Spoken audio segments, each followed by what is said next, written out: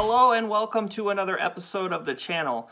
And today I have a special one for you. I'm covering a sport that I have never covered before on this channel, and that is NASCAR. More specifically, we're going to talk about its attendance and interest decline over the years. Now, for a lot of people that have followed NASCAR for a long time, this isn't really a surprise or brand new information, but NASCAR, like many sports, but especially NASCAR, has gone down in popularity and attendance like no other. Now, peak attendance for NASCAR, by most estimates, was about just over 4.5 million in 2005. Now it's believed, and I say believed because NASCAR hasn't released attendance numbers in about 10 years now, that it's trending somewhere in the high 2 millions to low 3 million range. Now, you know, they wouldn't be hiding their attendance numbers if they weren't embarrassingly in decline.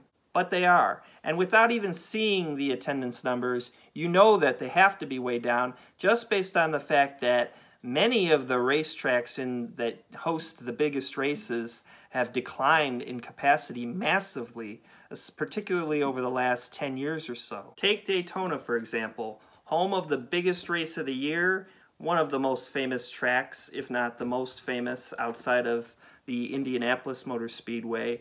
Its capacity was reduced by roughly a third a few years ago. If that doesn't tell you that there's an issue, or if the attendance doesn't prove that to you, even though we can't see it, the ratings might. Just for the Daytona 500, the ratings have just taken a nosedive over the last 10 years or so. Now, you could say that, you know, a lot of other sports are experiencing declines, but not quite as drastic as NASCAR's races have. I mean, now we're seeing single-digit millions of viewers for the Daytona 500 when, well into the 2010s, ratings could still be in the teen range of millions. And now we're seeing things like gimmicks, like this Clash at the Coliseum nonsense that they have going on, where the cars go in the LA Coliseum football stadium and, you know, go around and can barely pass each other. That's just a gimmick. And they can't even sell that out anyway. They barely sell half of that out. So what's going on? Why has the interest and attendance for NASCAR gone down so much over the last 15 to 18 years or so? Well, probably the first thing many NASCAR fans would tell you is it's that car of tomorrow, the standardization of the NASCAR car in the name of safety. It's taken a lot of interest out of it. You know, a lot of the drivers don't like it. And some of the data says it really hasn't changed that much, at least in pure crashes happening in races. Now, obviously, deaths have been way down in NASCAR since the death of Dale Earnhardt. But as far as the standardization of cars and the decline in crashes being a cause for decline in interest, I don't think that necessarily tells the entire story. I think NASCAR draws a lot of similarities to Major League Baseball in the reasons for its decline. And one of those similar reasons would be an aging fan base. Now, the average age of the NASCAR fan is 42, not exactly young. Then there's the issue of pacing.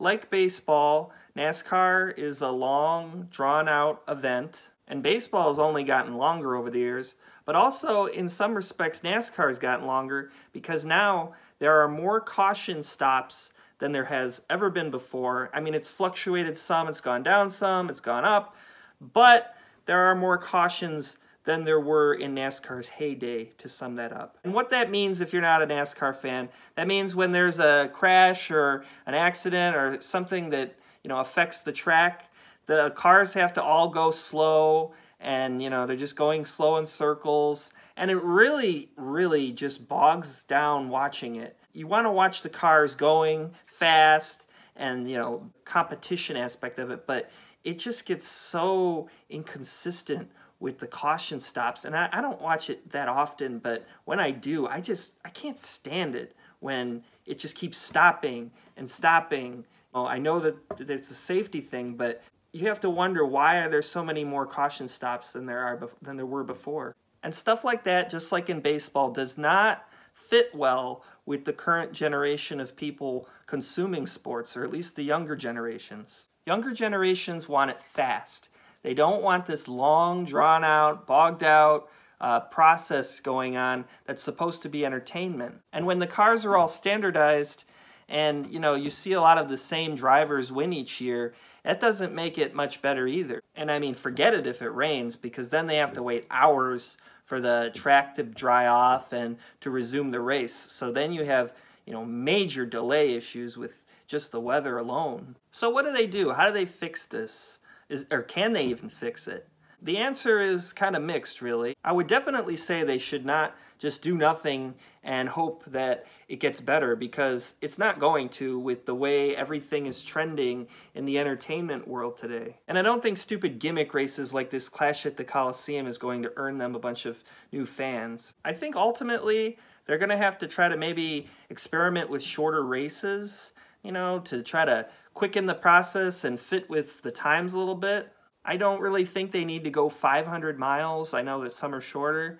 How many times do you need to see a car spin around and spin around and spin around before you get bored? Perhaps they should try to put more customization into the types of cars that can be used. I mean, hopefully they could maybe do that without compromising safety, but I mean, the fact that just all the cars are the same, I mean, it doesn't give much individuality to each driver. So let me know what you think. Do you think NASCAR can save itself, or do you think it's just going to keep spiraling down until it's just basically irrelevant, or is it already irrelevant? Let me know what you think, and as always, thank you for watching.